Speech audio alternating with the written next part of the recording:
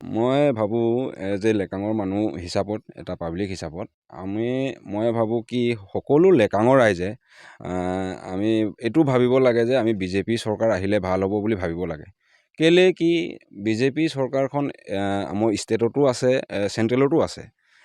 আমি যদি চৰকাৰৰ লগত যদি আমাৰ লেকাঙৰ ৰাইজে যদি থাকোঁ বা চৰকাৰৰ কেণ্ডিডেটক যদি আমি আগবঢ়াই লৈ যাওঁ, তেতিয়া আমাৰ জেগাবিলাক ডেভেলপ হ'ব বুলি মই ভাবোঁ মানে। প্লাছ কেলৈ কি আমাৰ লেকাংখন এনেকুৱা এটা জেগা পূৰা ফ্লাড এফেক্টেড এৰিয়া, য'ত কি তাত আমাৰ প্ৰটেকশ্যন কাৰণে বিজেপি যেতিয়া আমাৰ MLA আছিলে তেতিয়া বহুত জেগাত এনেকুৱা ফ্লাড প্ৰটেকশ্যন ষ্টীলৰ ষ্টীলৰ প্ৰটেকশ্যন দিছে। সেইবিলাক বস্তু আৰু কিছুমান জেগা আছে সেইবিলাক প্ৰটেকশ্যন হ'বলৈ বহুত বাকী আছে। তো সেইবিলাক জেগা পূৰা হওক বুলি ভাবিলে আমি বিজেপি কেণ্ডিডেট হ'লেহে আমাৰ সেইবিলাক কিছুমান এৰিয়াবিলাক প্ৰটেকশ্যন হ'ব বুলি ভাবিছোঁ। কেলৈ কি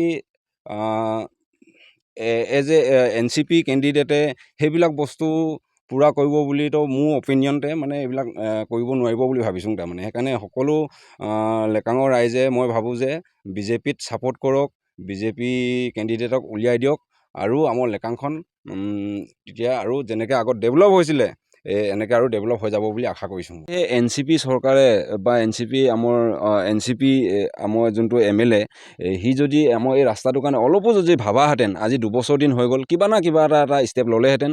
আজিলৈকে আমাৰ এই ৰাস্তাটোৰ বিষয়ে একবাৰ ক'তো এটা ষ্টেজত তেখেতৰ মুখৰ পৰা শুনা নাই।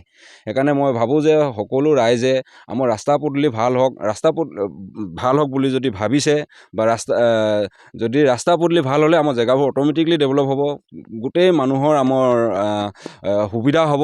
তো যদি আমাৰ ৰাইজে যদি বিচাৰিছে আমাৰ বিজেপি কেণ্ডিডেট উলিয়াই পিঠাব লাগে, বিজেপি চৰকাৰৰ লগত আমি মিলিজুলি থাকিব লাগে।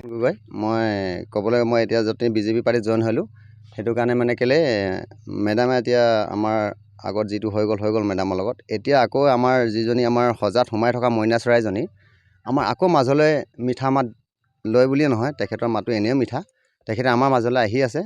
গাঁৱৰ ৰাইজে আমাৰ যিটো আমাৰ জন্মমিত্ৰা দেউৰী আমাৰ ZPM পদত কেণ্ডিডেট উঠিছে, বিপুল ভোটত জয়যুক্ত কৰি লেকাঙৰ ৰাইজে ভোট দিব বুলি মই আশা কৰি ময়ো পাৰ্টিত আহিছোঁ। আপোনালোকেও আহক।